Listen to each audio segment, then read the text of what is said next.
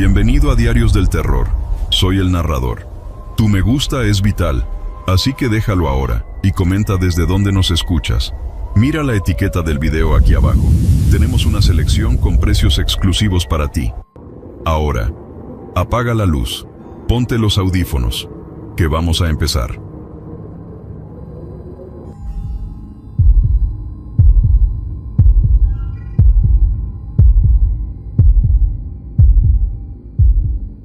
Tienen que entender, para nosotros, el Día de Reyes no era solo un feriado, era la fiesta grande, era el cierre mágico de la Navidad, la última explosión de ilusión antes de volver a la rutina, y en nuestra casa, la casa de mi esposa Mariana y la de nuestra hija, Sofía, la estrella de ese día era el roscón. Sofía tenía 7 años. 7 años de pura alegría, con unos ojos café grandes que absorbían la luz como 2 pequeños soles. Siempre estaba emocionada, pero ese 6 de enero, la emoción se le salía por los poros. Estábamos en el comedor, la mesa llena de regalos que los Reyes Magos habían dejado, y el centro de atención, glorioso y perfumado, era el roscón que había traído mi suegra, doña Elena. Era un roscón de Michoacán, dicen que los mejores, con sus frutas confitadas de colores brillantes y ese azúcar granulada que parece escarcha. Mariana me miró y sonrió. Ella sabía lo mucho que me gustaba el ritual. Todos sabíamos la regla sagrada. El que encuentra la figura escondida, el niño Dios de porcelana, es el que tiene que invitar los tamales para el día de la Candelaria. Era una tradición sencilla, pero que nos hacía reír. Doña Elena, con sus manos expertas, cortó la primera rebanada, la mía. Luego la de Mariana, y finalmente, la de Sofía. Mastica despacio, mi reina, le advirtió Mariana a nuestra hija. Sofía, que era más impaciente que un colibrí, asintió, pero apenas si podía esperar. Le dio un mordisco grande a su porción de pan dulce, y entonces sucedió. No fue un grito de dolor, sino un sonido seco, un clic inconfundible de porcelana contra el esmalte de un diente. Sofía sacó la mano de su boca, y en su palma, brillante por la humedad, estaba la figurita, el niño Dios. Normalmente, cuando alguien lo encuentra, hay carcajadas, burlas cariñosas por la obligación de pagar los tamales, pero esta vez fue diferente. Sofía no se rió, no gritó de victoria, se quedó mirándolo fijamente. La figura era pequeña, no más grande que mi pulgar, de porcelana blanca inmaculada, pero no era como las otras que habíamos encontrado en años anteriores, esas con caritas regordetas y sonrientes. Este niño Dios era distinto. Sus facciones eran increíblemente detalladas para ser tan pequeño, y sus ojos eran 2 puntitos negros que parecían demasiado grandes para su rostro. No eran alegres, parecían fijos, casi asustados, como si hubieran sido sacados del horno en medio de un sobresalto. «Mírenme, me tocó a mí», dijo Sofía, pero su voz era más un susurro de fascinación que de celebración. «Felicidades, campeona», dije yo, intentando aligerar el ambiente. «Ya sabes, tú pagas los tamales». Pero Sofía no me escuchó. Ella limpió cuidadosamente la figura con una servilleta y desde ese momento no la soltó. La guardó en el bolsillo de su vestido y se negó a dejarla ir, ni siquiera para jugar con sus nuevos regalos. Esa tarde, cuando se fue el sol y la casa se quedó en silencio después de la visita familiar, la atmósfera cambió. La alegría del día se había esfumado, reemplazada por una especie de calma tensa. Sofía estaba rara. Se sentó en el sofá, acurrucada, con la figurita apretada en su mano, observándola. «¿Qué pasa, mi amor?», le preguntó Mariana. «¿No quieres guardar tu niño Dios en la caja de los recuerdos?». Sofía negó con la cabeza, sin despegar la vista del objeto.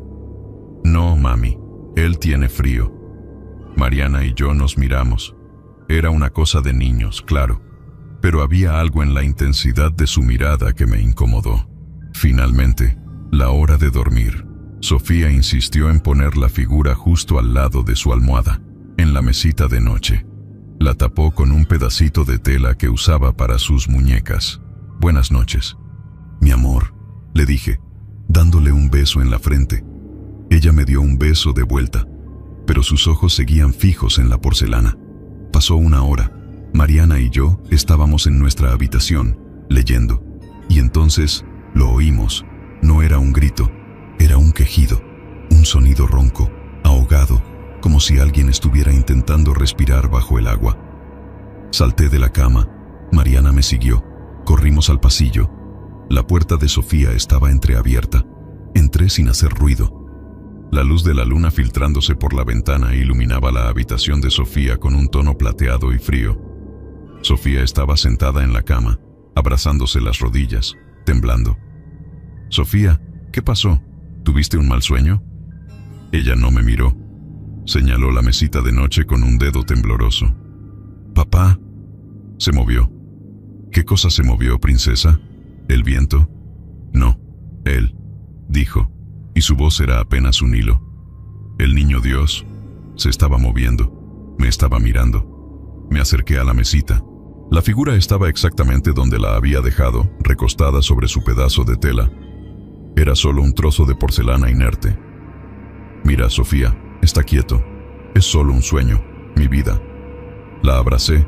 Su piel estaba fría, helada, a pesar de que la noche era templada. Me quedé con ella hasta que se calmó, cantándole una canción de cuna que le cantaba su abuela. Cuando finalmente se durmió, volví a mi cama, pero la inquietud ya se había instalado en mi pecho. Mariana estaba despierta. «¿Qué te dijo?»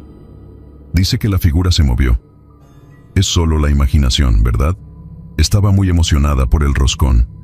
«Sí, debe ser eso», dijo Mariana, aunque su tono no era de convencimiento. «Pero ese muñeco no me gusta. Tiene una cara rara. Decidimos olvidarlo. Un mal sueño por demasiada azúcar y emoción. Pero la siguiente noche, el terror regresó, multiplicado. Yo estaba durmiendo profundamente, cuando sentí el frío. Un frío tan intenso que me despertó de golpe, como si hubieran abierto la nevera en medio del desierto. El aire en la habitación se hizo pesado, denso, y olía extrañamente a incienso viejo, de iglesia abandonada. Mariana se incorporó a mi lado, sus ojos desorbitados. «¿Sentiste eso?», susurró. Antes de que pudiera responder, escuchamos el sonido. No era un quejido, ni un lerricto. Era un murmullo constante, rítmico, que venía del cuarto de Sofía. Parecía una oración, pero susurrada tan bajo y con una resonancia tan extraña que no se entendía ni una palabra. Parecía un idioma antiguo, o quizás solo el viento jugando con la casa, pero ese olor a incienso era inconfundible. Nos levantamos como si nos hubieran disparado. Corrimos al pasillo. La puerta de Sofía seguía entreabierta. Al asomarme, la escena que vi me hizo sentir que el corazón se me iba a salir por la garganta. Sofía estaba en la cama, pero no sentada ni durmiendo. Estaba rígida, acostada boca arriba, con los ojos abiertos, fijos en el techo. Estaba llorando en silencio, con lágrimas que le caían por los lados de la cara, pero no emitía sonido alguno. Estaba paralizada por el miedo, y la figura del niño Dios no estaba en la mesita. Estaba sobre su pecho, justo encima de su pijama, como si fuera una medalla. Y entonces vi la sombra. No sé si fue la luz de la calle o qué demonios pasó, pero en la pared, justo detrás de la cabeza de Sofía, la sombra de la pequeña figura de porcelana se proyectaba de manera grotesca. Era enorme, distorsionada, y por un instante fugaz, juraría que la sombra se inclinó, como si estuviera observando a mi hija. «¡Sofía!», grité, encendiendo la luz del techo. El murmullo cesó de golpe. El olor a incienso se disipó, y la sombra desapareció. La luz blanca de la habitación reveló la escena. Sofía, temblando incontrolablemente, con el rostro bañado en lágrimas. Y el niño Dios, de nuevo, era solo una inofensiva pieza de porcelana sobre su pecho. Corrí a quitarle la figura. Estaba fría, no fría como el ambiente, sino fría como el hielo seco. La tiré al suelo. «No, papá», gritó Sofía, recuperando la voz. «No lo tires, él me va a llevar». La abracé con todas mis fuerzas, sintiendo el pánico subir por mi garganta. «Nadie te va a llevar a ningún lado, mi vida. Solo fue un mal sueño, ya pasó». Mariana recogió la figura del suelo, con asco visible en su rostro. Esto se va. Mañana mismo lo tiramos. Pero esa noche no pudimos tirarlo. Tuvimos que quedarnos con Sofía, yo en el suelo, Mariana en la silla, hasta que amaneció. Sofía durmió pegada a mí, temiendo que, si cerraba los ojos, el muñeco volvería a cobrar vida. Cuando salió el sol, el terror se sintió ridículo a la luz del día. Era solo un muñeco. Nos convencimos de que el estrés, la emoción y la sugestión nos habían jugado una mala pasada. Mariana envolvió la figura en una toalla de cocina y la metió en el fondo del cajón de las cosas que íbamos a tirar. Se va a ir a la basura en cuanto pase el camión, declaró, con una firmeza que intentaba ocultar su miedo. Ese día, Sofía fue a la escuela, y aunque estaba pálida y ojeras marcadas, parecía aliviada de estar lejos de la casa. Yo fui a trabajar, y Mariana se quedó limpiando, tratando de borrar el rastro de esa noche horrible. Cuando regresé a casa, todo parecía normal. Cenamos en silencio.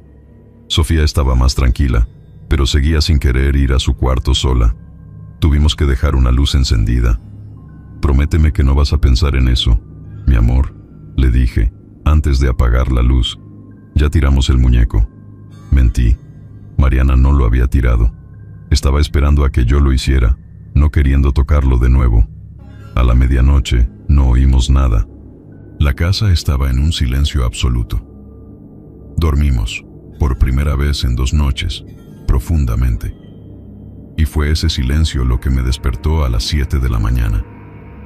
Un silencio que no era el de una casa vacía, sino el de una casa que había sido vaciada. Me levanté con una sensación inmediata de pavor. Fui a la cocina. Mariana estaba ya despierta, preparando café. No oigo a Sofía, dije, sintiendo que la sangre se me helaba. Debe estar muy cansada, dijo Mariana, pero vi en sus ojos la misma preocupación que sentía yo. Fui al cuarto de Sofía. Abrí la puerta despacio, esperando verla acurrucada bajo las sábanas. La cama estaba deshecha, las sábanas revueltas y vacía. Mi primer pensamiento fue que había ido al baño. Corrí al baño, vacío. Busqué en el armario, bajo la cama, en el pasillo, llamando su nombre. «Sofía, Sofía, deja de jugar».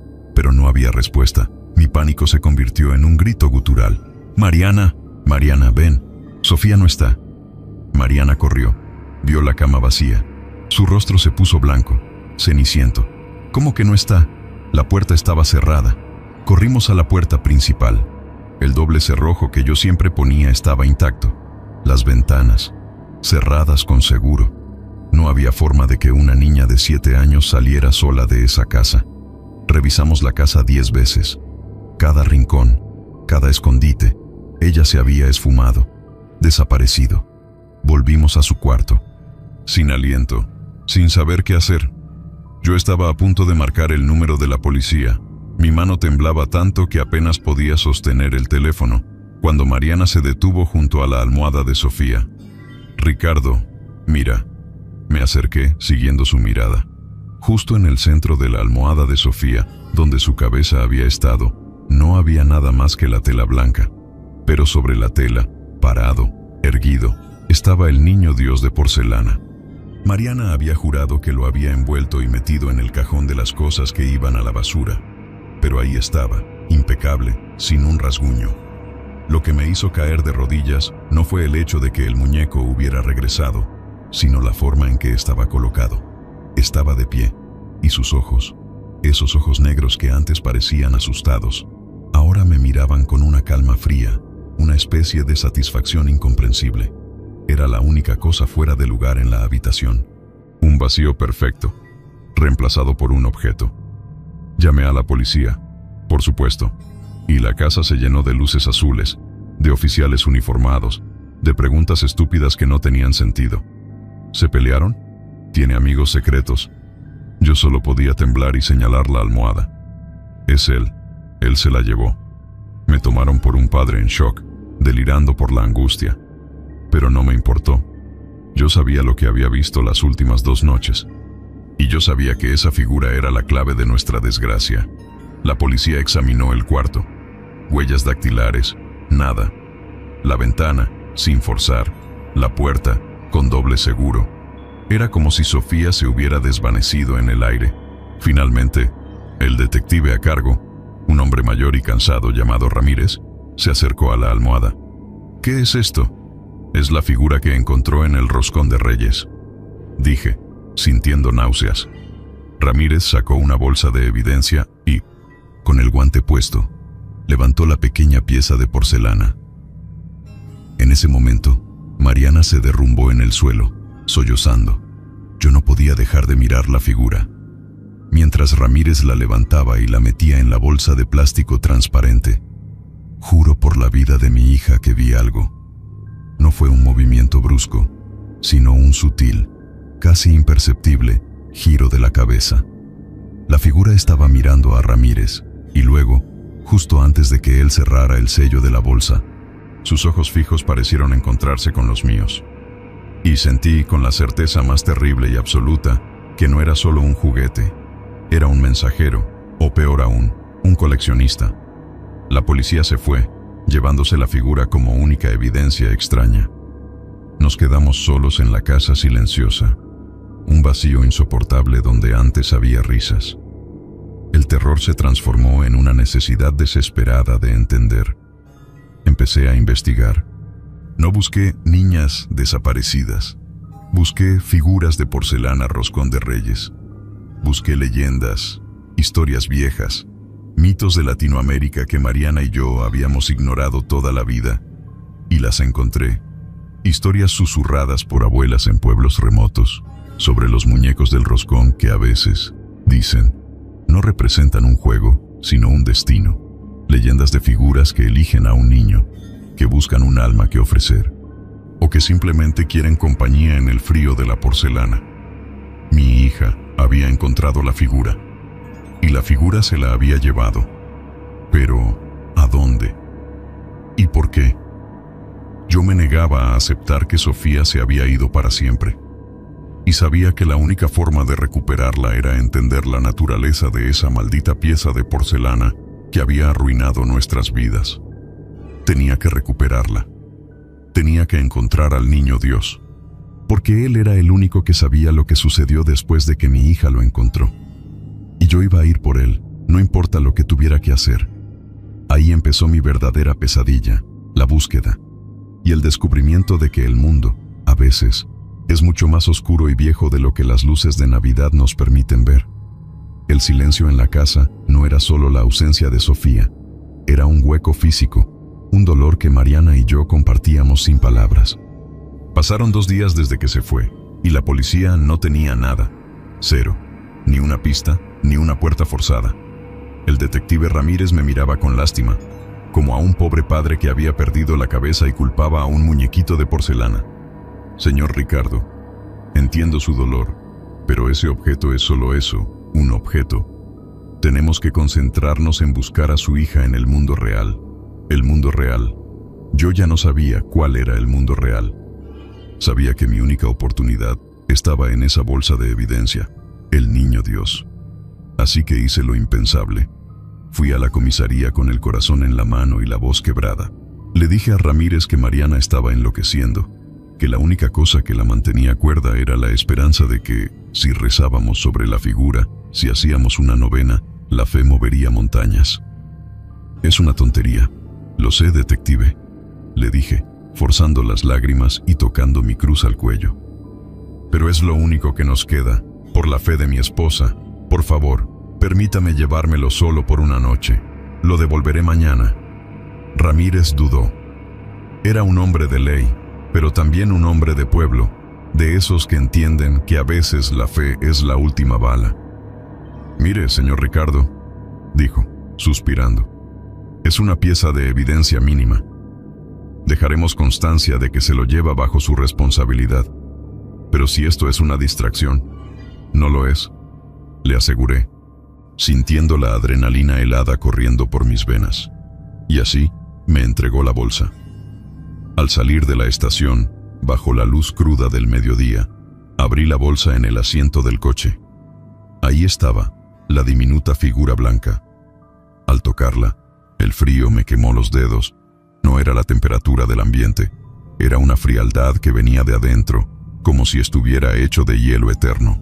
Lo que no le dije a Ramírez es que yo ya no quería rezar. Yo quería interrogar a esa maldita cosa.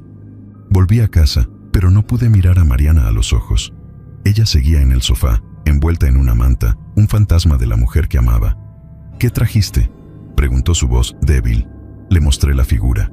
Ella se encogió, como si hubiera visto una araña venenosa. «Quítalo, Ricardo. Tíralo». «No, Mariana. Esto no es solo porcelana. Esto es lo que nos dirá dónde está Sofía». Tenía que ir al origen. La figura venía del roscón, y el roscón venía de Michoacán, cortesía de mi suegra, doña Elena. Llamé a Elena. Le pedí detalles específicos de la panadería. Ella, llorando, me dio el nombre: La Flor de la Canela, cerca de Pátzcuaro. Pero añadió un detalle que se me había pasado por alto.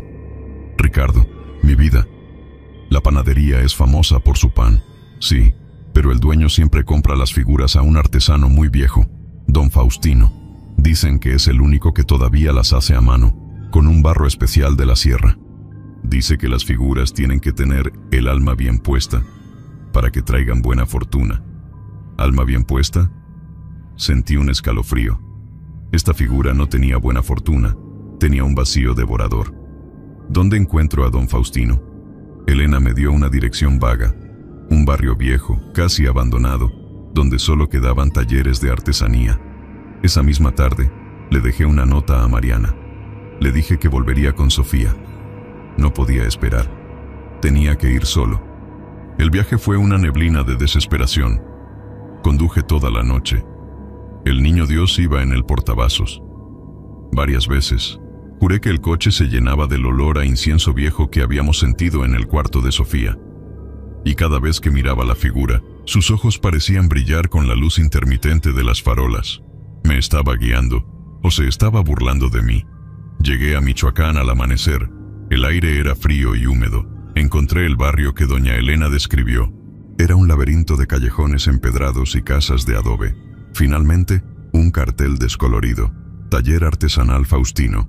La puerta estaba abierta. Entré. El lugar era oscuro y polvoriento. Olía a arcilla cruda y a leña quemada. Había estanterías llenas de figuras de todo tipo: vírgenes, santos, ángeles, todas con la misma calidad detallada, pero inofensivas. ¿Hay alguien aquí?, grité. Mi voz sonó hueca. Un hombre salió de la oscuridad del fondo. Era don Faustino. Un anciano delgado, con manos nudosas y ojos cansados que parecían haber visto demasiadas cosas. ¿Busca algo, patrón?, preguntó con voz grave. Le mostré la figura que saqué de la bolsa de evidencia. Al verla, don Faustino no se sorprendió. Su rostro se puso aún más sombrío. «Ah, uno de esos». «¿Uno de esos qué?», exigí, sintiendo que por fin estaba cerca de la verdad. Mi hija desapareció después de que encontró esta figura en el roscón. Don Faustino se acercó lentamente, sus ojos fijos en el niño Dios. «Estas figuras no las hice yo recientemente, son viejas, de la familia. Mi abuelo las hacía, las llamaba los niños llorones». ¿Llorones? Sí, porque estaban hechos de arcilla de un lugar donde la tierra siempre está húmeda. Y se dice que, si un niño con un alma muy pura los encuentra, la figura despierta. «No trae suerte, patrón, trae compañía», señaló la figura en mi mano. «Este niño Dios no es de porcelana normal. Está hecho para que el niño que lo toque sienta que le habla, que lo necesita. Es un deseo silencioso de compañía». Su hija, ¿estaba sola últimamente o muy apegada a la figura? La tenía pegada a ella. Decía que tenía frío. Claro, el niño Dios la convenció. La figura no se llevó a su hija lejos, patrón. Se la llevó a su mundo, al mundo de la arcilla. Sentí un escalofrío brutal. ¿Y dónde está ese mundo? ¿Dónde la escondió? Don Faustino se encogió de hombros. El niño llorón no necesita esconderse, patrón. Solo necesita un lugar quieto y frío, un lugar donde no lo molesten. El anciano señaló un pasaje estrecho detrás del horno de barro, un lugar que olía aún más fuerte a incienso. Ahí, en la bodega vieja. Ahí guardamos las piezas que no se vendieron, los olvidados. Es frío y silencioso. Apreté la figura en mi puño y corrí hacia el pasaje sin dudarlo. La bodega era un mausoleo de barro. Cientos de figuras, de todos los tamaños y formas, estaban apiladas en estanterías de madera carcomida. El aire era gélido, y el olor a incienso era tan fuerte que me hizo toser. Y entonces la vi. No estaba atada, ni encerrada. Estaba sentada en el centro de la sala, en el suelo de tierra, con la espalda apoyada contra una pila de muñecas de trapo viejas. Era Sofía. Estaba vestida con su pijama de franela, la misma que llevaba cuando desapareció. Sus ojos estaban abiertos, pero no me miraban. Estaban fijos en algo que yo no podía ver. Estaba pálida, sus labios casi azules, y no se movía. Parecía otra figura más en ese horrible almacén. «¡Sofía!», grité corriendo hacia ella. Alcanzarla fue como romper una barrera de aire denso. «Mi amor, soy papá». La tomé en mis brazos. Estaba helada, pero viva. No reaccionaba. Su cuerpo era pesado e inerte. Mientras la abrazaba, sentí que la figura en mi mano vibraba con una intensidad febril. La figura del niño Dios, que aún sostenía, estaba hirviendo de actividad. Y escuché la voz, no con mis oídos, sino directamente en mi cabeza. Una voz infantil, fría y melancólica. «Ella no quiere irse. Aquí está tranquila. Yo la cuido. Aquí hay silencio y compañía». Miré la pequeña figura. Sus ojos negros, ahora, parecían sonreír. Me estaba retando. Había encontrado a mi hija, pero él no la iba a soltar. Comprendí la brujería, el pacto silencioso de la porcelana. El muñeco había llenado un vacío en mi hija, y ahora, ese vacío era su prisión. Tenía que romper la conexión. Apreté a Sofía contra mi pecho con un brazo, y con el otro, levanté la figura de porcelana. «¡Tú no te la llevas!», rugí, sintiendo una fuerza que no era mía, la rabia de un padre contra la oscuridad. El aire se enfrió aún más. Sentí un pinchazo agudo en la mano. La figura se resistía. Vi, por un instante aterrador, cómo sus pequeños brazos parecían tensarse, como si estuviera intentando sujetarse a mi carne. Pero la furia era más fuerte que el frío. Giré mi cuerpo y, con toda mi fuerza, lancé el niño Dios contra la pared de adobe. No se rompió con un simple crack. El impacto fue un sonido horrible, seco y hueco, y justo cuando la porcelana se hizo añicos, esparciendo fragmentos blancos y negros por el suelo, un sonido agudo y lamentable llenó la bodega. No era el ruido de cerámica rota, era un gemido, como un bebé que ha sido abandonado. El olor a incienso desapareció. La luz, aunque tenue, pareció regresar a la bodega, y Sofía se movió. Dio un pequeño suspiro, y sus ojos se enfocaron en mí, llenos de confusión y miedo. «Papá, ¿qué pasó?» «Estamos volviendo a casa, mi amor. Ya pasó», dije, abrazándola con tanta fuerza que me dolieron los huesos. Salí de la bodega con Sofía en brazos, pasando junto a un don Faustino, que solo asintió con la cabeza, sin sorpresa. Sabía que había ocurrido una batalla antigua. No llamé a la policía. No le conté a nadie más lo que había pasado, solo a Mariana. El regreso fue silencioso. Sofía durmió todo el camino, agotada. Mariana, al verla, despertó de su propio trance de dolor. Cuando llegamos a casa, la luz del sol en la sala parecía ridículamente brillante. La casa ya no se sentía vacía, se sentía normal. Pero nosotros ya no lo éramos. La policía dio carpetazo al caso, asumiendo que Sofía se había escondido o que había sufrido un episodio de sonambulismo extremo. Ramírez me miró de forma extraña cuando le devolví la bolsa de evidencia vacía, pero no dijo nada sobre la ausencia de la figura. Yo solo dije que se había roto accidentalmente. Sofía, físicamente, se recuperó, pero algo había cambiado en ella. Ya no era esa niña impaciente y ruidosa. Se volvió reservada, a menudo mirando a rincones vacíos de la casa con una expresión de profunda seriedad. Nunca más quiso un roscón de Reyes. Y nosotros, Mariana y yo, ya no podemos vivir en la ignorancia. Sabemos que hay grietas en la realidad que la fe y la superstición no son solo cuentos de viejas, que la magia negra puede esconderse en un pan dulce y que un trozo de porcelana puede robarte el alma. El día de la Candelaria llegó y no hubo tamales. No celebramos nada. El 6 de enero se convirtió en un día que pasamos en silencio, rezando para que el destino no volviera a cruzar nuestro camino con ninguna figura escondida. Aprendí a vivir con el conocimiento de que mi hija fue elegida por una leyenda fría y antigua. Y aunque la traje de vuelta, una parte de mí se quedó en esa bodega, junto a los fragmentos de porcelana del niño llorón. Porque ahora sé que, a veces, las cosas más pequeñas y bellas son las que traen la oscuridad más grande. Y que la vida, después de que mi hija encontró esa figura, ya no es un cuento de Reyes Magos, sino una historia de terror que se cuenta con la luz apagada.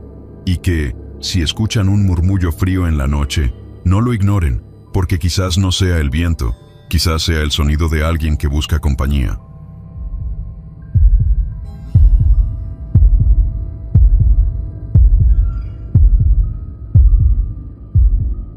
Miren ustedes, si me lo preguntan hoy, después de tantos años, todavía siento el frío en la nuca. Hay cosas que uno vive en el campo, cosas que no tienen explicación, y uno aprende a dejarlas pasar como si fueran el viento. Pero lo que pasó esa noche del 5 de enero, eso no se va. Se queda aquí, pegado al alma, como el olor a tierra mojada después de una tormenta de verano. Yo soy Javier, y esta historia la viví con mi primo Mateo.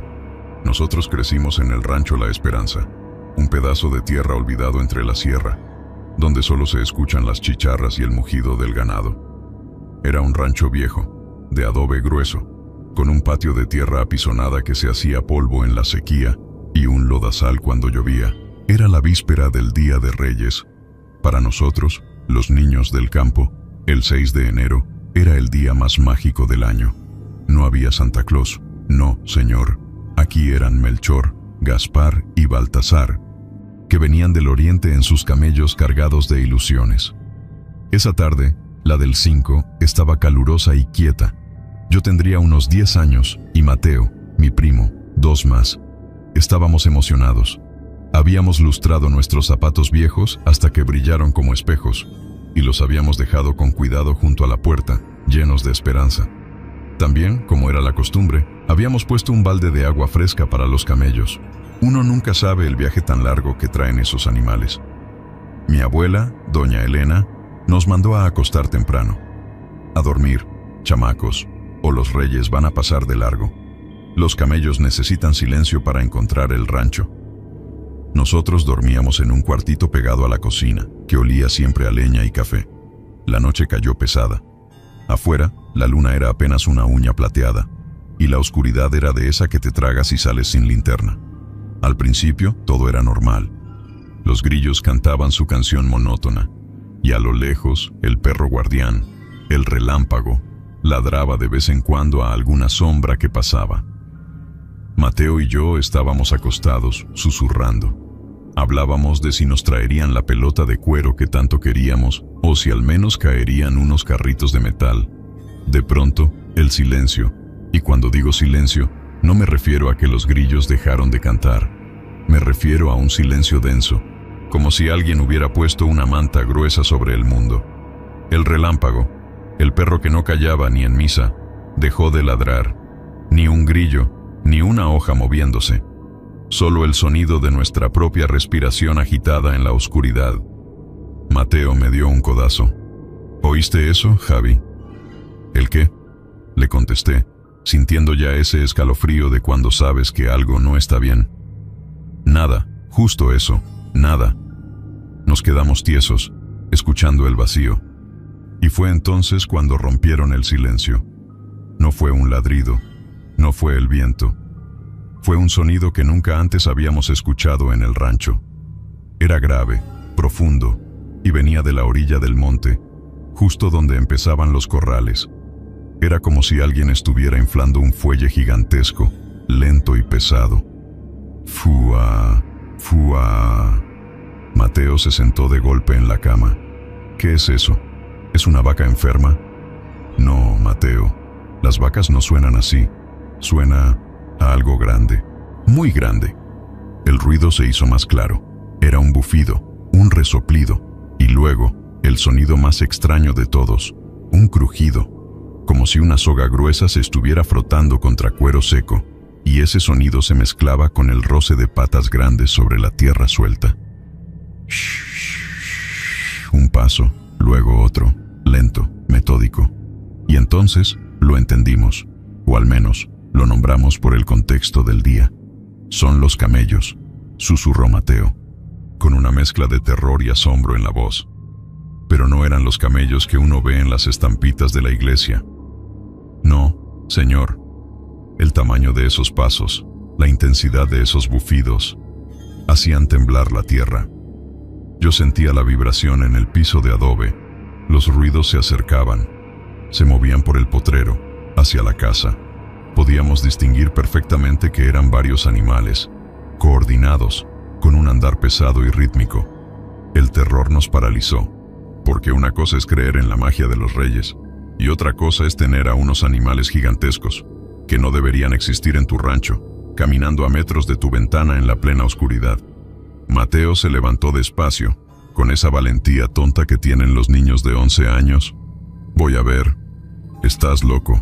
Abuela dijo que no saliéramos.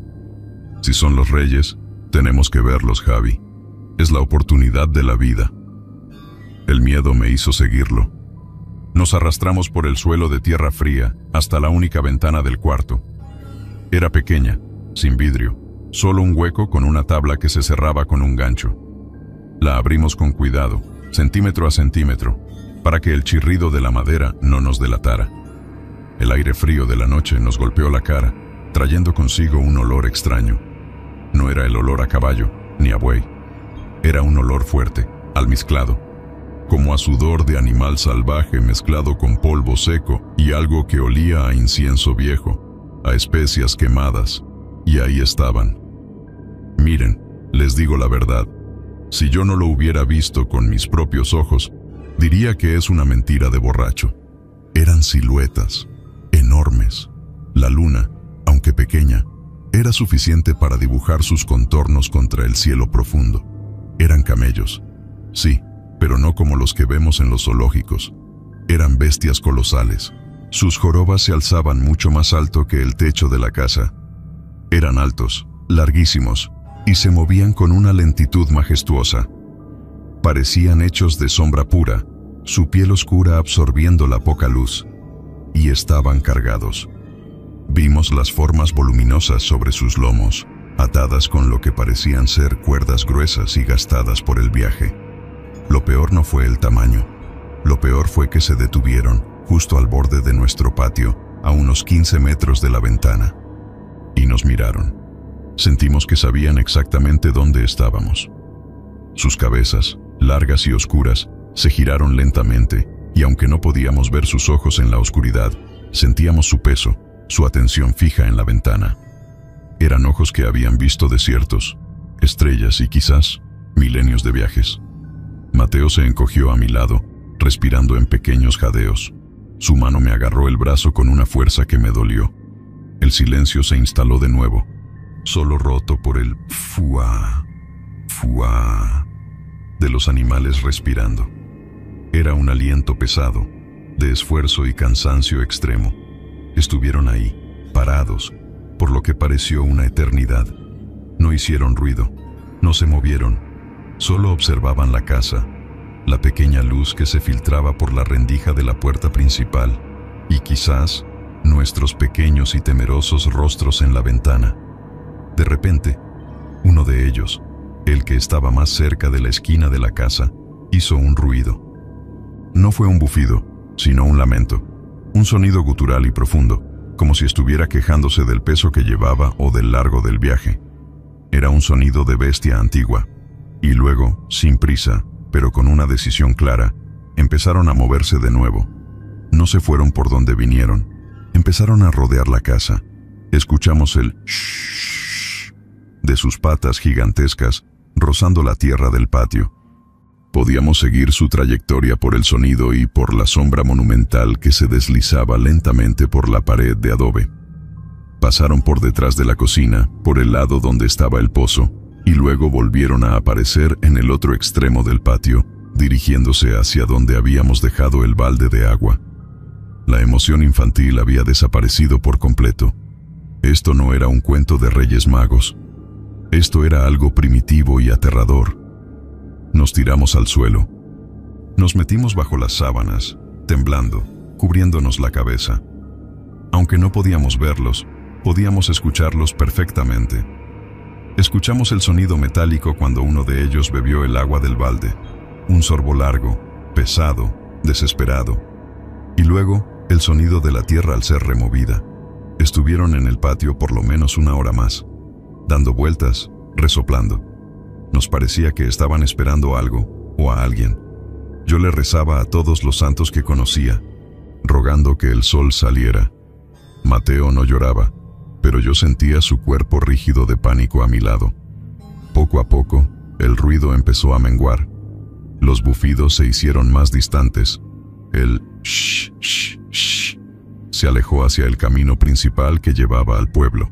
Cuando el sonido desapareció por completo, el silencio que regresó ya no era denso y aterrador, sino el silencio normal del campo, roto por el canto lejano del primer gallo. Nos quedamos en la cama hasta que la luz del amanecer se filtró por la ventana. Cuando por fin nos atrevimos a levantarnos, era 6 de enero. Día de Reyes. Nuestros zapatos estaban llenos de regalos. La pelota de cuero estaba ahí, y sí, también los carritos de metal. La magia había ocurrido, pero no podíamos concentrarnos en los juguetes. La adrenalina de la noche anterior era demasiado fuerte. Nos miramos, sin decir una palabra. No necesitábamos preguntar. Ambos sabíamos que lo que escuchamos no fue un sueño. Salimos corriendo del cuartito y llegamos a la cocina. Mi abuela estaba preparando el chocolate caliente. «Feliz Día de Reyes, mis niños. ¿Vieron algo?», preguntó ella, sonriendo con esa sonrisa que tienen los adultos que creen que saben todos los secretos.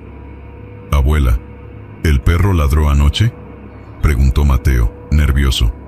«No, mijo. Curioso, ¿verdad?». El relámpago se quedó calladito toda la noche. Supongo que sintió el respeto de los reyes. Salimos al patio, casi sin respirar. Lo primero que vimos fue el balde de agua. Estaba volcado y completamente vacío, la tierra alrededor húmeda. Pero fue cuando miramos el suelo apisonado del patio que el aire se nos fue de los pulmones.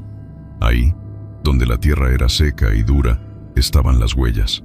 Eran enormes, mucho más grandes que la pezuña de cualquier caballo o vaca que tuviéramos en el rancho. Eran huellas de 3 dedos, redondeadas, inconfundiblemente de camello. Pero no eran simples hendiduras en el polvo. Eran marcas profundas, quemadas en la tierra. La tierra alrededor de cada huella estaba carbonizada. Era como si el suelo hubiera sido marcado con un hierro ardiente. La tierra estaba negra, dura como piedra, con un borde rojizo que aún parecía humear un poco con el sol de la mañana. Las huellas formaban un círculo perfecto alrededor de la casa. Empezaban en la entrada del potrero. Pasaban por el balde de agua y terminaban justo en el camino que llevaba a la carretera. Eran las huellas de los camellos gigantes. Y por la forma en que estaban grabadas, sabíamos que el viaje que habían hecho esas bestias no era solo largo, sino que venía de un lugar donde el calor era tan intenso que había dejado su marca en el mismo suelo del rancho La Esperanza. Mateo se arrodilló tocando la tierra quemada con un dedo tembloroso. El olor a ceniza y a incienso seco todavía flotaba en el aire. «Javi», me dijo, con los ojos abiertos como platos, «esto no es normal. Los camellos de los reyes, ¿por qué habrían de quemar la tierra?». Yo no tenía respuesta. Solo miraba la prueba silenciosa de que la magia, o lo que fuera esa cosa que nos había visitado, era mucho más extraña y poderosa de lo que jamás nos atrevimos a imaginar. Esas huellas quemadas eran la única evidencia de que Melchor, Gaspar y Baltasar, y sus bestias colosales, realmente habían estado ahí, observándonos desde la oscuridad, y el misterio de por qué venían dejando rastros de fuego apenas comenzaba. Miren ustedes, el miedo de la noche se había transformado en un pánico frío a la luz del sol.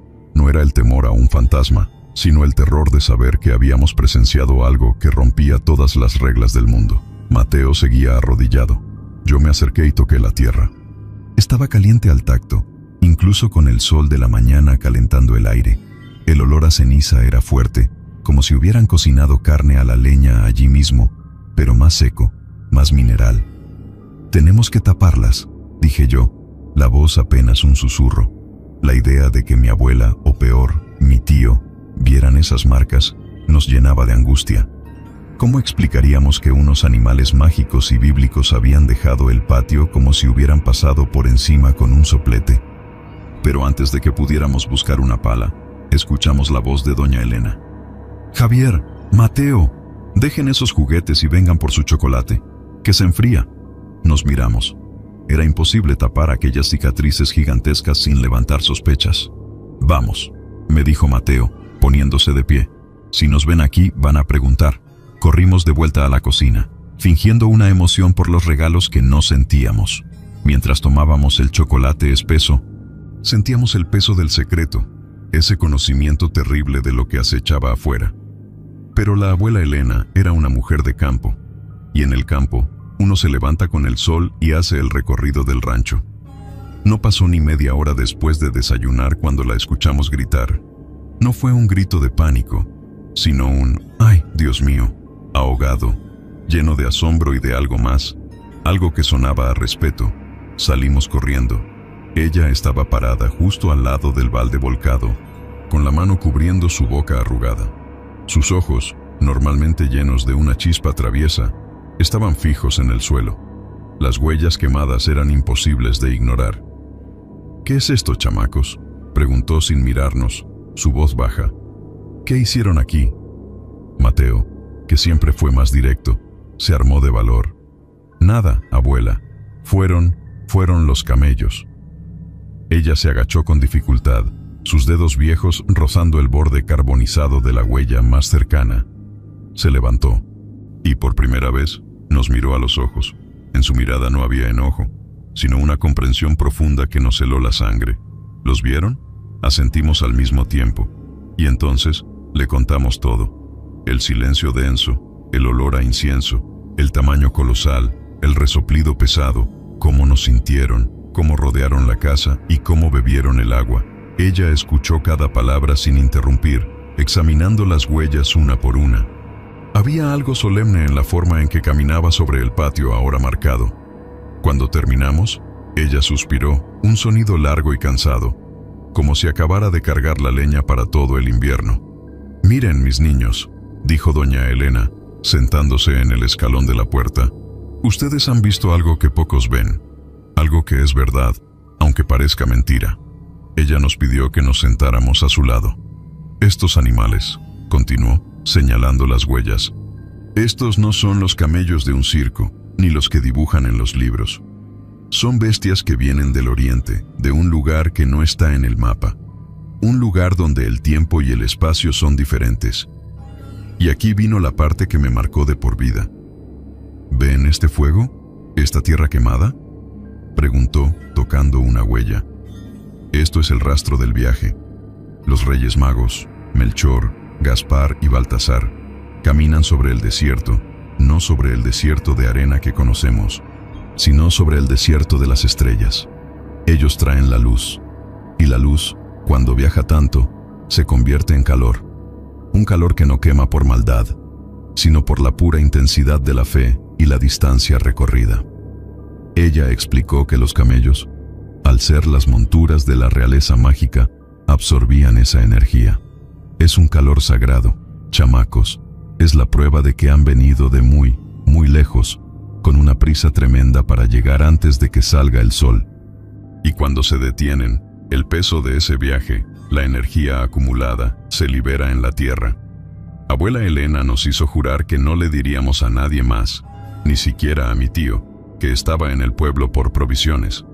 «Los adultos», dijo, «tienen la cabeza dura.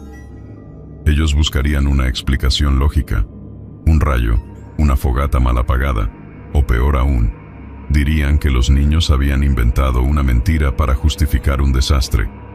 Esta es su historia y su secreto», concluyó. «Guárdenlo, y recuerden siempre lo que la fe pura puede quemar. Pero nosotros, con la curiosidad de la niñez, y esa necesidad imperiosa de saber el final. No podíamos quedarnos quietos. Apenas la abuela se metió a la casa, Mateo y yo tomamos la pelota de cuero nueva y fingimos ir a jugar al potrero. Nuestro verdadero objetivo era seguir el rastro. Las huellas quemadas salían del patio y seguían el camino de tierra que llevaba hacia la carretera principal. Al principio, eran profundas y negras, la tierra pulverizada alrededor. A medida que nos alejábamos de la casa, notamos que la intensidad del fuego disminuía. A 100 metros del rancho, las marcas seguían siendo grandes, pero el color negro era más grisáceo y el borde rojizo había desaparecido. La tierra ya no estaba dura como piedra, sino solo un poco chamuscada. Caminamos por casi 1 kilómetro. El sol ya estaba alto y el calor se hacía sentir. Seguíamos el rastro con la emoción de 2 exploradores.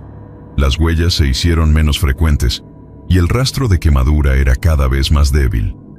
Se convertían en meras depresiones en el polvo, como si los animales estuvieran perdiendo peso, o como si estuvieran volviéndose menos sólidos, menos terrenales.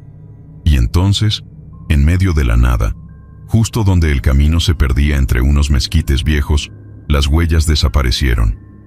No se detuvieron. Simplemente, la última huella de camello quemada se encontraba a mi derecha, y a mi izquierda no había nada. La tierra estaba intacta, cubierta solo por el polvo y la hierba seca. Era como si los camellos, con toda su carga y su calor sagrado, hubieran decidido que el camino terrestre había terminado y hubieran ascendido directamente al aire. Nos quedamos parados en ese punto exacto, sin aliento. Ahí, donde el misterio comenzaba, también terminaba la evidencia física. El rancho se veía pequeño a lo lejos. Mateo recogió un puñado de tierra del lugar de la última huella. Todavía olía débilmente a ceniza. «Se fueron volando, Javi», susurró, con la misma reverencia que si estuviera en la iglesia. «O se disolvieron», le contesté, «como la niebla cuando sale el sol». Regresamos al rancho. La abuela Elena estaba sentada en el patio, y al vernos, solo sonrió y negó con la cabeza, sabiendo exactamente lo que habíamos hecho. Ella nunca nos preguntó qué encontramos. No era necesario. Ella entendía que, a veces, la verdad más grande es la que no se puede explicar. Las huellas quemadas se quedaron en el patio por meses. Mi tío, cuando regresó, las vio. Las atribuyó a un relámpago que cayó cerca y que el calor se extendió por la tierra. Intentó cubrirlas con tierra fresca, pero la tierra carbonizada era tan dura que la pala rebotaba. Se rindió. Así, las huellas se convirtieron en parte del paisaje del rancho La Esperanza. Eran como cicatrices de guerra en el patio. Con el tiempo, la lluvia y el viento fueron borrando los bordes, pero la tierra negra y dura resistió. Cada 5 de enero, Mateo y yo lustrábamos nuestros zapatos y poníamos el balde de agua fresca, pero esa noche no era solo la emoción de los regalos. Era el temor y la esperanza de volver a escuchar ese «fua, fua» y de sentir la vibración de las bestias antiguas. Nunca volvieron a dejar huellas quemadas. Nunca más se sintió ese olor a incienso tan intenso. Quizás porque ese primer año, la visita fue tan larga, tan cargada de magia, que agotaron la energía. O quizás porque los reyes entendieron que ya no necesitábamos una prueba tan dramática. Pero miren, yo soy un hombre viejo ahora. He visto muchas cosas en la vida, cosas buenas y cosas malas, y sé que la gente necesita pruebas para creer. Yo no necesito pruebas. Solo necesito recordar el tacto de esa tierra caliente, el olor a ceniza sagrada y el silencio absoluto que precedió al bufido de esas bestias colosales. Los regalos se rompieron, los carritos se oxidaron y la pelota de cuero se perdió con los años. Pero esas huellas quemadas, las huellas de los camellos de los reyes que venían del oriente de las estrellas, se quedaron grabadas no solo en el adobe del rancho La Esperanza, sino aquí, en la memoria, como la cosa más verdadera y más inexplicable que jamás nos sucedió. Y esa, mis amigos, esa es la historia de cómo aprendimos que la magia de la Navidad, para los que viajan desde tan lejos, a veces deja un rastro de fuego. Un fuego que te recuerda que hay más en el mundo de lo que tus ojos pueden ver. Y uno, simplemente, aprende a respetar ese calor.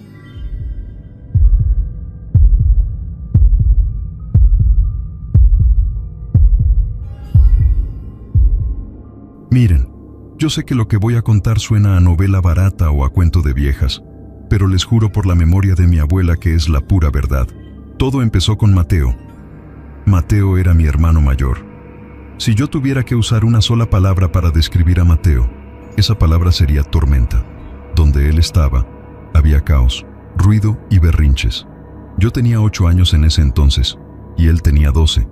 4 años de ventaja en la vida que usaba, única y exclusivamente, para hacerme la vida imposible. Él siempre me echaba la culpa de todo. Si se rompía un plato, era yo. Si el perro hacía sus necesidades dentro de la casa, era yo. Si la abuela perdía sus lentes, adivinen quién había sido. Yo. Pero la peor época del año, la que convertía a Mateo en un demonio certificado, era la Navidad y sobre todo, la víspera del Día de Reyes. En mi casa, esa es la fiesta grande. No es solo Santa Claus, son Melchor, Gaspar y Baltasar. Y si Santa Claus trae juguetes, los reyes traen magia. Desde principios de diciembre, yo empezaba a planear mi carta. La escribía con una caligrafía perfecta, casi de notario, y la revisaba 20 veces. Pedía cosas sensatas, un juego de fichas, un buen libro de aventuras, quizás un carrito a control remoto.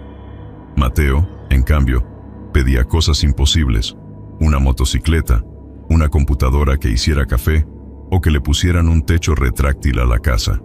Y encima, se burlaba de mis peticiones. ¿Un libro, Carlitos?, decía, con esa voz de gallo recién estrenado que tenía a los 12 años. ¿De verdad? Los reyes no traen cosas aburridas. Ellos traen poder, y eso me encendía la sangre. Yo lo odiaba, en el buen sentido de la palabra, claro. Lo odiaba con esa pasión infantil que te hace sentir que la injusticia es el peor mal del universo.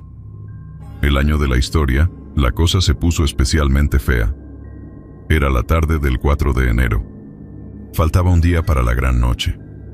Yo estaba en mi cuarto, que compartía con Mateo, otro punto de fricción constante, créanme, armando mi nuevo coche de carreras que me había traído Santa. Era delicado, de esos que traen 1000 piezas y hay que pegar con cuidado. Estaba concentrado, sintiendo el orgullo de la ingeniería en mis manos pequeñas. Mateo entró como un huracán, buscando sus calcetines para el entrenamiento de fútbol. «Quita tus cochinadas de aquí, Carlos», gritó, aunque yo estaba en mi lado de la habitación, justo bajo la lámpara de escritorio. «Estoy armando esto, Mateo. Ten cuidado, por favor. Y aquí viene el detonante». Mateo no me hizo caso. Dio media vuelta y con la punta de su zapato sucio, pateó la caja donde yo tenía mis piezas. No fue un golpe suave, fue un golpe con intención, con desprecio. Las piezas salieron volando por todo el cuarto. Las más pequeñas, los ejes y los engranajes, desaparecieron bajo la cama y la cómoda. Mi carro, mi obra de arte de Navidad, se convirtió en un montón de plástico inútil esparcido por el piso. Yo no grité. Yo sentí un frío helado en el pecho y luego una furia que nunca antes había experimentado. No era un berrinche normal. Era odio puro, de ese que te nubla el juicio. Mateo, al ver mi cara, que debió ser terrible, solo se encogió de hombros. «Ay, ya, Carlitos. No seas dramático. Era solo un juguete feo. Te compro otro con mi mesada». Me compraba otro, como si el valor estuviera en el plástico y no en las horas que pasé armándolo. Esa noche no pude dormir. Mientras Mateo roncaba como un oso en su cama, yo estaba sentado en el escritorio, tratando de recuperar las piezas. Encontré 3. Me faltaban como 20. Fue en ese momento, con la frustración quemándome la garganta, que decidí que ya no podía más. No quería una vida con Mateo. No quería seguir compartiendo mi espacio, mi aire, mi familia, con ese ser ruidoso y destructivo. Al día siguiente, 5 de enero, la casa era un hervidero de emoción. Mamá estaba horneando la rosca de Reyes y papá estaba puliendo nuestros zapatos. La tradición manda. Debes dejar tus zapatos limpios y brillantes para que los Reyes Magos los encuentren y sepan dónde dejar los regalos. Yo tenía mi carta oficial lista, la de los juguetes. Pero después de la catástrofe del carro, sentí que esa carta era una burla. Necesitaba otra. Una que expresara lo que realmente sentía. Esperé a que todos estuvieran ocupados en la cocina. Tomé un pedazo de papel pergamino que usábamos para decorar. Era grueso, amarillento, y un lápiz de grafito duro. Mi corazón latía tan fuerte que pensé que me iban a escuchar. Mis manos temblaban. Ignoré el encabezado formal de «Queridos y adorados Reyes Magos». Fui directo al grano, con una letra que, a pesar de mi esfuerzo, salió temblorosa y rabiosa. Escribí: Melchor, Gaspar, Baltasar. Sé que ustedes traen felicidad, pero también sé que tienen mucho poder. Mi deseo no es un juguete. Mi deseo es que se lleven a Mateo. Llévenselo lejos, a donde no me moleste nunca más. Que desaparezca de mi vida y de esta casa. No lo quiero de vuelta. Él arruinó mi carro y arruina mi vida. Por favor, háganlo desaparecer. Carlos. Lo leí 2 veces. Era espantoso. Era cruel. Era la cosa más egoísta y malvada que un niño de 8 años podía escribir. Y mientras más lo leía, más me convencía de que era lo correcto. Era justicia. Si Mateo se iba, yo tendría paz. Doblé la nota pequeña y la metí en el fondo de mi zapato derecho, el que ya estaba brillando gracias al trabajo de mi papá. Encima, metí mi carta oficial, la de los juguetes, para que sirviera de carnada. Esa noche, el ritual fue solemne. Papá nos ayudó a poner los zapatos en el patio, junto a la puerta. También pusimos un puñado de alfalfa fresca y un cubo de agua para los camellos, y un plato de galletas y leche para los reyes, que seguro venían cansados desde Oriente. Mateo estaba emocionado, hablando de lo que creía que le iban a traer. Yo solo lo miraba, sintiendo un nudo en el estómago. ¿Qué te pasa, Carlitos?, me preguntó mi mamá, notando mi silencio. Nada. Mami, solo tengo mucho sueño, pero no era sueño, era culpa. Una culpa tan pesada que casi me hacía vomitar.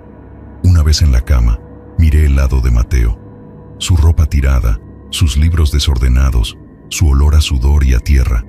Era un desastre, sí, pero era mi desastre familiar. Un pensamiento me golpeó con la fuerza de una ola. ¿Qué he hecho? Quise levantarme, correr al patio, sacar la nota y romperla. Pero el miedo me paralizó. ¿Y si los reyes ya venían volando? ¿Y si ya habían leído la carta y estaban en camino? El terror a la magia antigua me inmovilizó. Me convencí de que era una tontería. Los Reyes Magos cumplen deseos de alegría, no de maldad. Seguramente Melchor se reiría de mi rabia infantil. Gaspar la ignoraría y Baltasar la usaría para encender un puro. El deseo era demasiado terrible para ser real. Me dormí con la esperanza de que, a la mañana siguiente, Mateo estuviera allí, roncando ruidosamente, y que yo solo tendría que lidiar con la vergüenza de haber escrito esa barbaridad. El 6 de enero amaneció diferente. Normalmente, el Día de Reyes era una explosión de ruido. Mateo, que siempre era el primero en despertar, saltaba de la cama a las 5 de la mañana y empezaba a gritar: ¡Llegaron! ¡Llegaron los reyes! Luego, nos despertaba a mis padres y a mí, a tirones, para que fuéramos al patio a ver los regalos. Pero ese día, hubo silencio, un silencio tan profundo que dolía en los oídos. Me desperté por la luz tenue que entraba por la ventana. Miré el reloj de la mesa de noche. 7:15 de la mañana. Era tardísimo. ¿Por qué nadie me había despertado? Me giré hacia el lado de Mateo. Su cama estaba perfectamente hecha. Y cuando digo hecha, no me refiero a revuelta, como él la dejaba siempre. Estaba estirada. La sábana blanca tensa, la almohada lisa. No había la huella de su cuerpo. Me senté, frotándome los ojos. Mateo, murmuré. Mateo, despierta, tonto. Es Día de Reyes. Silencio. Me levanté y caminé hacia su cama. No era que él estuviera en el baño o en la cocina. El lado de la habitación de Mateo, que normalmente era un vertedero de ropa, balones y libros de historietas, estaba extrañamente ordenado. No había rastro de su mochila, ni de sus tenis apestosos, ni de su pila de cómics. Era como si nunca hubiera estado allí. Sentí el mismo frío helado que sentí cuando él pateó mi carro. Esto no era normal. Salí corriendo al pasillo. La casa seguía en silencio. Ni el olor a café de mi papá, ni el murmullo de mi mamá preparando el desayuno. Llegué al cuarto de mis padres y abrí la puerta. Ellos dormían. plácidamente. Mamá, papá, lo sacudí. Es de día, los Reyes. Mi mamá se despertó confundida y me miró con una dulzura extraña. Ay, mi amor, feliz día de Reyes. ¿Por qué no fuiste al patio? Es que Mateo no está. Y no me despertó. Mi papá se sentó en la cama, tallándose la barba. Mateo debe estar en el patio ya, Carlitos. Es imposible que se haya quedado dormido. Salimos al patio. El sol de la mañana ya pegaba fuerte en el cemento. Y ahí estaban los regalos. Había una bicicleta nueva, la que yo había pedido, una caja con el juego de fichas, y sí, también el carrito a control remoto que creí perdido.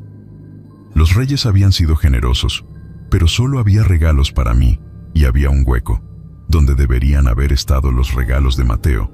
Solo estaba el espacio vacío. Sus zapatos no estaban allí, los míos sí. Mi papá se acercó a donde estaban mis regalos, sonriendo. Mira, Carlitos, te trajeron todo. Mi mamá, sin embargo, se acercó a la zona vacía, con una expresión de perplejidad. Qué raro. Sus zapatos no están. ¿Dónde los habrá puesto Mateo? No lo sé, dijo mi papá, revisando detrás de las macetas. Quizás se levantó muy temprano, se puso sus regalos y se fue a jugar a casa de un amigo. Pero eso era absurdo. Mateo nunca se iba sin desayunar el roscón, y nunca, jamás, se iba sin presumir sus regalos. Yo me acerqué a mis zapatos. El heno y el agua de los camellos habían desaparecido. La bandeja de galletas y leche estaba vacía. La magia había estado allí.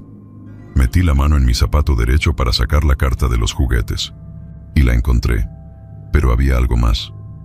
Debajo de mi carta oficial, donde yo había escondido mi terrible deseo, había otra nota. No era mi papel pergamino. Este papel era diferente. Era tan fino y tan viejo que parecía cuero. Estaba doblado de una manera antigua, como un pergamino de hace siglos. Lo saqué. El olor era a incienso y a desierto, un aroma seco y dulce. La caligrafía no se parecía a nada que yo hubiera visto antes. Eran letras elegantes, con muchos adornos, como las que ves en los libros viejos de historia. Estaba escrita con tinta negra, que parecía haber secado hace mucho tiempo. Mis padres estaban discutiendo en voz baja sobre dónde podía haber ido Mateo. No me prestaron atención. Abrí la nota y la leí. Decía: al peticionario, Carlos de la Casa. Hemos recibido vuestra misiva y hemos tomado debida nota de la profundidad de vuestro agravio. Es nuestra misión, como dadores de alegría y equidad, atender los deseos de los corazones puros. Pero también entendemos que la justicia, a veces, requiere medidas firmes. Vuestro hermano, Mateo, ha sido removido de este plano.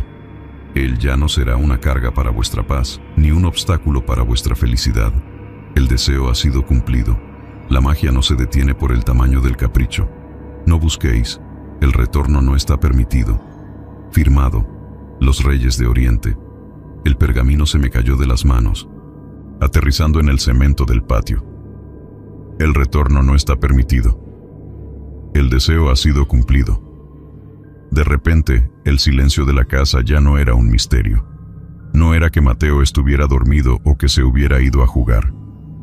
Mi deseo se había cumplido.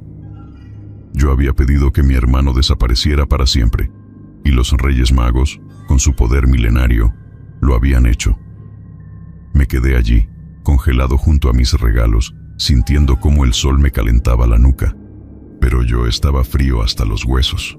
Mi mamá, al verme tan pálido, se acercó. Carlitos, ¿qué te pasa? ¿Qué tienes ahí? Recogió el pergamino del suelo.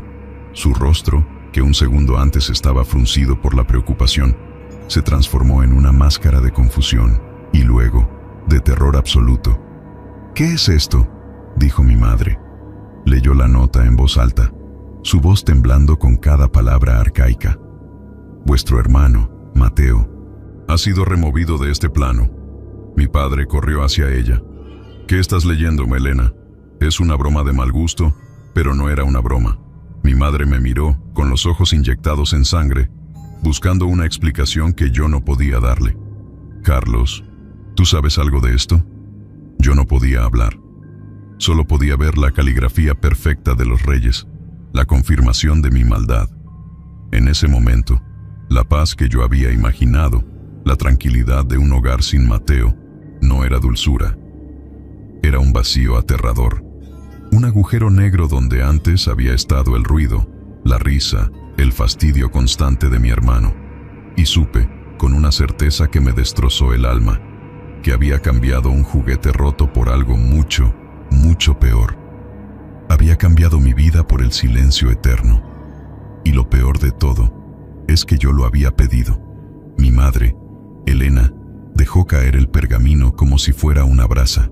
El pánico le subió del estómago a la garganta. «Es una locura», gritó mi padre, agarrando la nota del suelo. La leyó rápidamente, sus ojos moviéndose con incredulidad. «Esto es una broma, Carlos. ¿Quién escribió esto? ¿Fue Mateo? ¿Te está gastando una broma pesada?» Yo no podía mentirle a los ojos. Tampoco podía decirle la verdad completa. Yo no sé, papá. Estaba en mi zapato, debajo de mi otra carta. ¿Debajo de tu carta? Mamá se acercó, la respiración superficial. Me tomó por los hombros.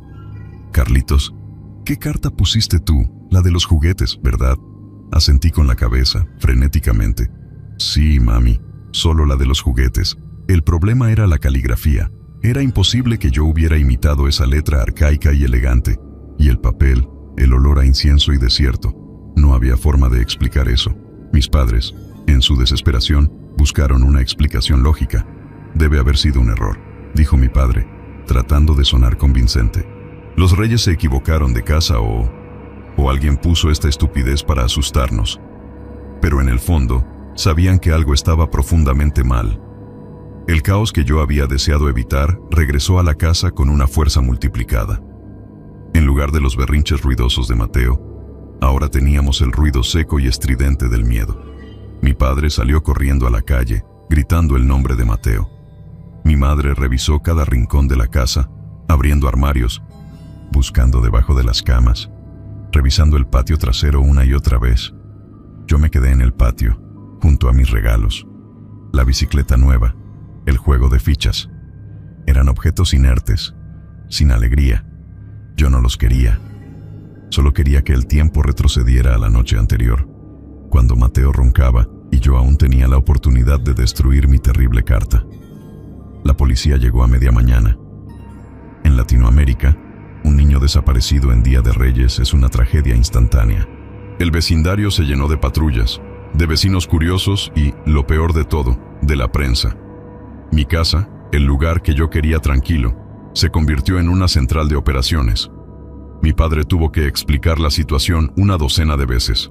Mateo, 12 años, desaparecido. Sus zapatos, donde deberían estar los regalos, no estaban. Solo había desaparecido. Y luego venía la nota. El detective, un hombre robusto y serio llamado Comandante Rojas, leyó el pergamino con absoluto escepticismo. «Removido de este plano», repitió Rojas, con una burla en la voz. «Señor García, ¿su hijo jugaba a rol? ¿Alguien en la familia tiene afición por el ocultismo? Esto parece la letra de un adulto jugando una broma macabra». «No es una broma», gritó mi madre, con los ojos hinchados de tanto llorar. «Es el Día de Reyes. Él estaba aquí anoche». Rojas me interrogó a mí, el único testigo. Me sentó en la sala, con las luces brillantes de la cámara de un periodista brillando a través de la ventana. «Carlos, sé honesto. ¿Viste a tu hermano anoche? ¿Habló de irse? ¿Te dijo que le hiciera una broma a tus padres?» Yo mentí una y otra vez. Juré que no había visto nada, que el silencio me había despertado, que la nota era un misterio. No podía confesar que yo era el responsable de esa calamidad. ¿Quién creería que un deseo infantil, escrito en un arrebato de rabia, había sido cumplido por los Reyes Magos? Me tomarían por loco, y si no, me odiarían para siempre. El comandante Rojas se centró en la única pista que teníamos, la nota. La analizó, la fotografió, la envió a un laboratorio forense. Nunca encontraron huellas, nunca encontraron nada.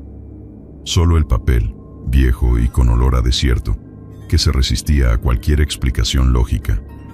el misterio de la desaparición de Mateo se apoderó de nuestra ciudad.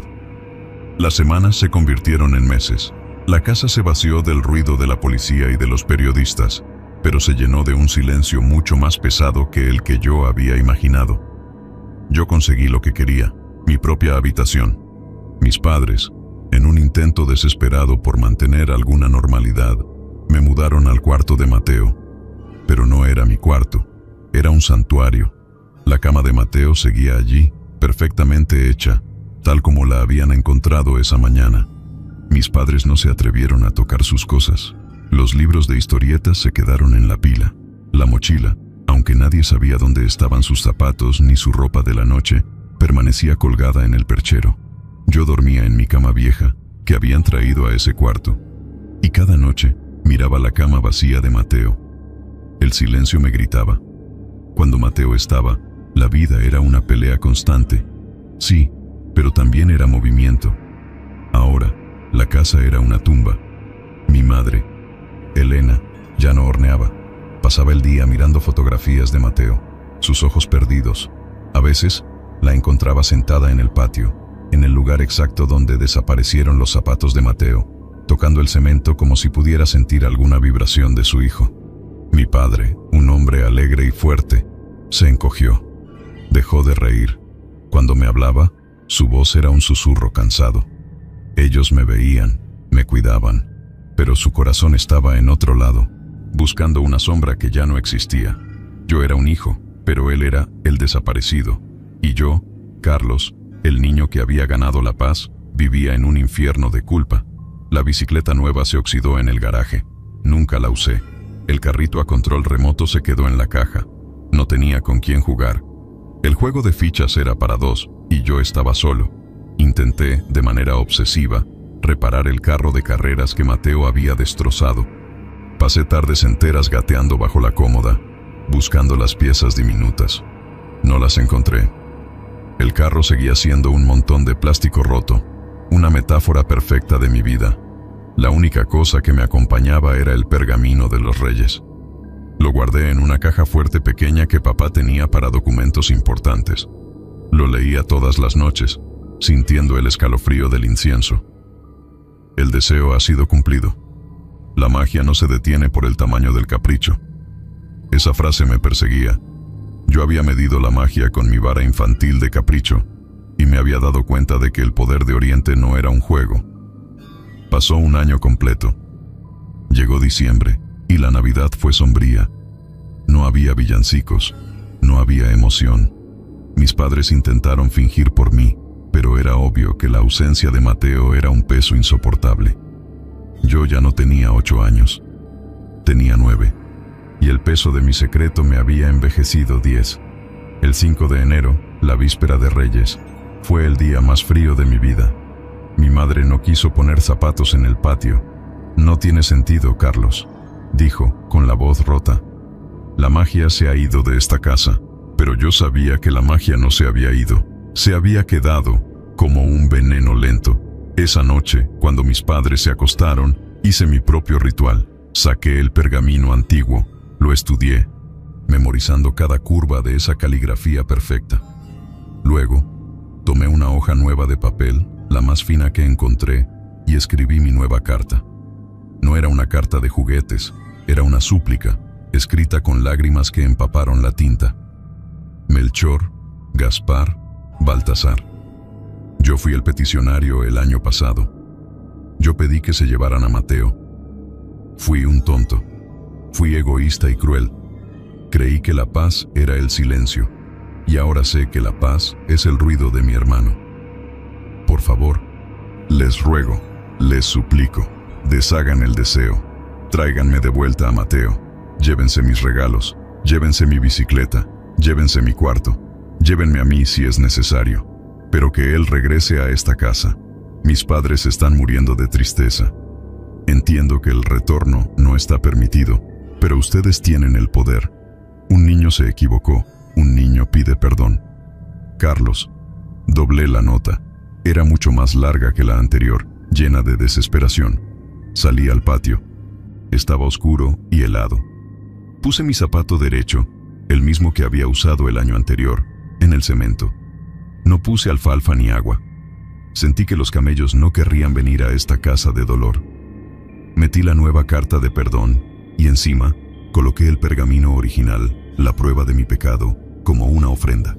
Me fui a la cama y recé, no a Dios, sino a 3 reyes magos que venían del desierto y que entendían de justicia antigua.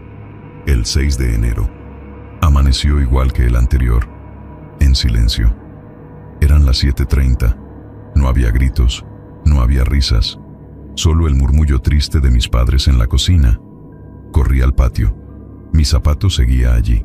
Estaba vacío. No había regalos. No había carbón, que hubiera sido un castigo justo. Con el corazón latiéndome en los oídos, me acerqué y metí la mano. Encontré mis 2 notas.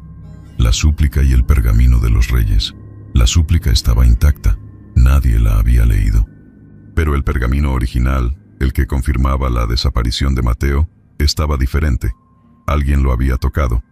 En la parte de atrás, donde el papel antiguo era virgen, había una nueva inscripción. No era la caligrafía elegante y adornada de Melchor, Gaspar o Baltasar. Era una caligrafía sencilla, firme, escrita con un lápiz de grafito normal, como si alguien, cansado, hubiera escrito una postdata rápida. Lo leí. Decía una sola palabra, que me golpeó como una piedra en el pecho. Cumplido. No era la confirmación de mi nuevo deseo. Era la reafirmación del viejo. La magia no se deshace. El deseo ya se había cumplido. No había vuelta atrás.